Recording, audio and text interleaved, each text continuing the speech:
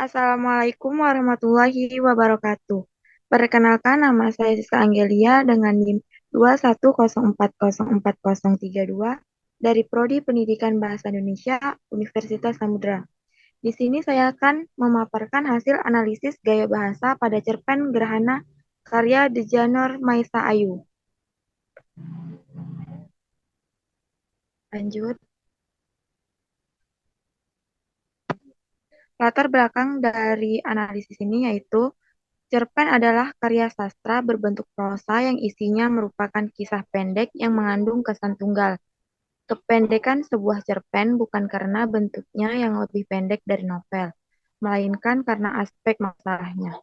Menurut Sumarjo, tahun 2007, halaman 84, cerpen adalah seni keterampilan mengajarkan cerita. Oleh karena itu, seorang penulis harus memiliki ketangkasan menulis dan menyusun cerita yang menarik. Gaya bahasa adalah bahasa indah yang digunakan untuk meningkatkan efek dengan jalan dengan memperkenalkan serta membandingkan suatu benda atau hal tertentu dengan benda atau hal lain yang lebih umum. Gaya bahasa adalah cara mengungkapkan pikiran melalui bahasa secara khas yang memperlihatkan jiwa dan kepribadian pengarang. Pada hakikatnya, gaya bahasa merupakan teknik pemilihan ungkapan kebahasaan yang dianggap dapat mewakili sesuatu yang akan disampaikan atau diungkapkan. Gaya bahasa adalah cara mengungkapkan bahasa yang indah melalui pikirannya. Gaya bahasa memperlihatkan jiwa dan kepribadian penulis dengan membandingkan sesuatu dengan hal lain. Gaya bahasa merupakan bagian dari aksi yang mempersoalkan cocok tidaknya pemakaian kata, frasa, atau kalimat tertentu. Adapun jangkauan gaya bahasa tidak hanya unsur kalimat yang mengandung corak tertentu, seperti dalam retorik klasik. Menurut Karov, tahun 2008, halaman 112, gaya bahasa dalam retorika disebut style. Kata style diturunkan dari kata Latin stilus, semacam alat untuk menulis pada lempengan lilin. Kelak pada waktu penekanan dititik beratkan pada keahlian untuk menulis indah, mempersoalkan pada pemakaian kata, frase atau klausa tertentu untuk menghadapi situasi tertentu. Pengamatan atau pengkajian terhadap karya sastra atau cerpen khususnya dilihat dari gaya bahasa sering dilakukan. Salah satu cerpen yang sangat menarik untuk dikaji adalah cerpen Gerhana Mata karya Dejanar Maesa Ayu. Cerpen ini menarik untuk dikaji karena mengandung banyak majas atau gaya bahasa dan bahasa kiasan. Lanjut. Metode penelitian ini. Berdasarkan tujuan yang ingin dicapai dalam penelitian ini, maka metode penelitian yang akan digunakan adalah metode penelitian deskriptif kualitatif. Metode yang akan digunakan dalam penelitian ini adalah metode kualitatif yang bersifat deskripsi. Penelitian kualitatif pada dasarnya memanfaatkan cara-cara penafsiran dengan menyajikan dalam bentuk deskripsi. Hal ini sejalan dengan pendapat Botgan dan Taylor dalam Moleong tahun 2014 halaman 4 menyatakan bahwa metode kualitatif merupakan prosedur penelitian yang menghasilkan data deskriptif berupa kata-kata tertulis atau lisan dari orang-orang dan perilaku yang dapat diamati. Pendekatan ini diarahkan pada latar dan individu tersebut secara holistik atau utuh. Data penelitian ini dapat dikumpulkan dengan menggunakan teknik baca tulis. Menurut Sugiono, tahun 2016, halaman 224, bahwa teknik pengumpulan data merupakan langkah yang paling strategis dalam penelitian karena tujuan untuk dari penelitian ini adalah mendapatkan analisis penulis menggunakan teknik membaca dan teknik mencatat dan teknik pustaka. Teknik analisis dapat digunakan dalam penelitian ini adalah analisis kualitatif. Analisis data kualitatif adalah upaya yang dilakukan dengan jalan bekerja dengan data.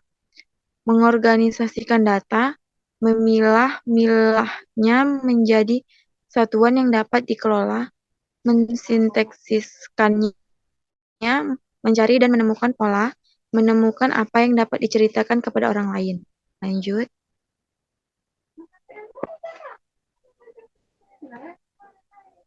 Hasil dan pembahasan.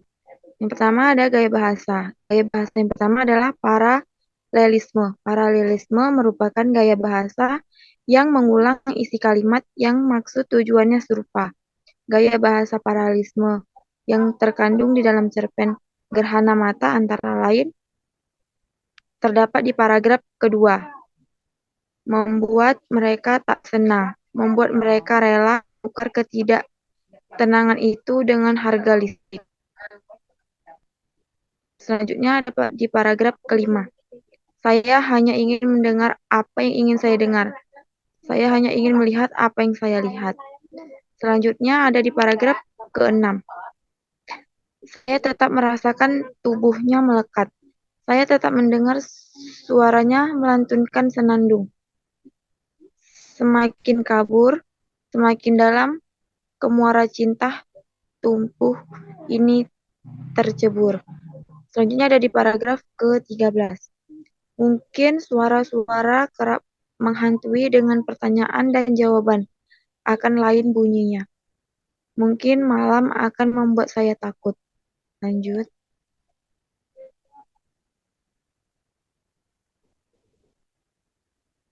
Selanjutnya ada di paragraf ke-15. Tak bertemu hanya kala siang, tak menunggu kala pagi dan malam. Tak ada pertanyaan mengapa hanya bertemu kala siang, bukan kala pagi atau malam. Tak ada jawaban karena cinta membutakan saya. Pada cerpen karya Dejaner tersebut ditemukan 4 gaya bahasa paralelisme. Gaya bahasa ini biasanya digunakan penulis sebagai penanda makna, bahwa si tokoh benar-benar merasakan pengalaman hal itu lebih dari pengalaman yang lainnya. Lanjut. Yang kedua adalah paradoks. Paradoks adalah gaya bahasa yang menyatakan sesuatu secara berlawanan, tetapi sebenarnya tidak apabila dicermati dan dipikir dengan sungguh-sungguh. Terdapat di paragraf ketiga. Hampir menyerupai pasar yang ingar-bingar namun tanpa penerangan. Terdapat juga di paragraf ke-6. Saya tetap mendengar suaranya melantunkan senandung yang membuat saya merasa itulah saat terindah untuk sekarat. Yang ketiga ada hiperbola. Hiperbola merupakan gaya bahasa yang melebih-lebihkan sesuatu hal pada cerpen. Terdapat di paragraf keempat. Saya hanya perlu mencinta. Dengan seketika, butalah mata saya. Terdapat juga di paragraf ke-6. Mata saya pun semakin buta. Dicengkram gana. Lanjut.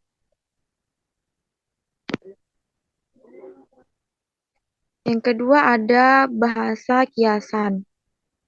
Di samping gaya bahasa, Dejaner Maesa Ayu juga menggunakan bahasa kiasan untuk menekankan makna dan mempertahankan unsur estetik.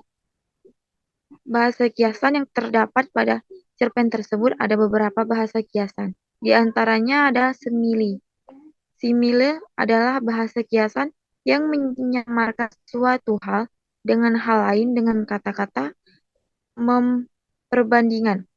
Bahasa kiasan simile terdapat pada paragraf kedua.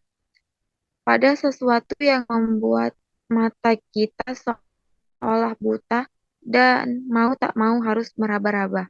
Terdapat juga di paragraf ke-6.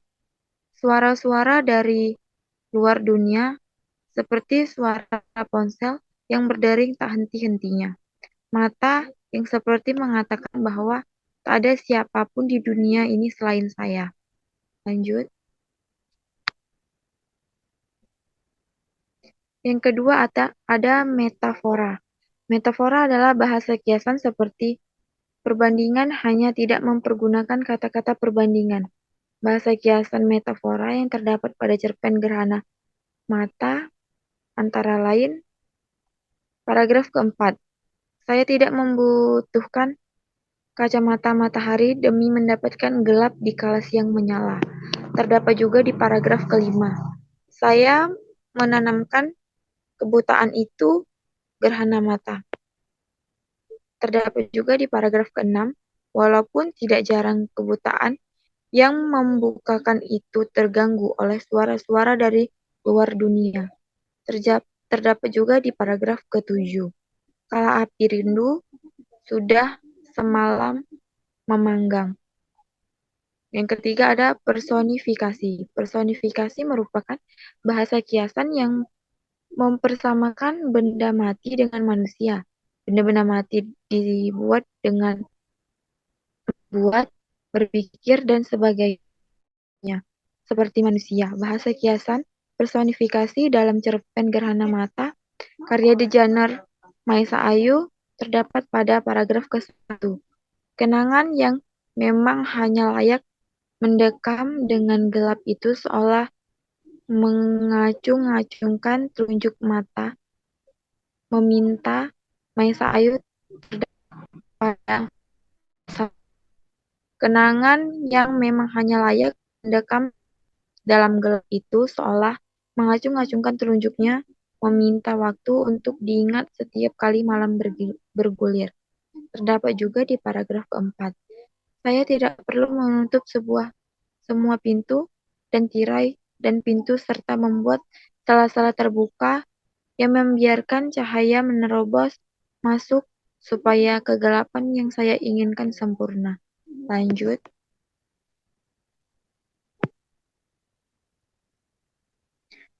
Berdasarkan uraian di atas dapat disimpulkan bahwa dalam membuat cerpen, desainer Maesa Ayu sangat memperlihatkan nilai estetisnya, sehingga banyak ditemukan gaya bahasa dan bahasa kiasan. Sekian pemaparan dari saya. Apabila ada kesalahan dalam pemaparan saya tadi, saya mohon maaf. Lebih dan kurang, saya mohon maaf. Assalamualaikum warahmatullahi wabarakatuh.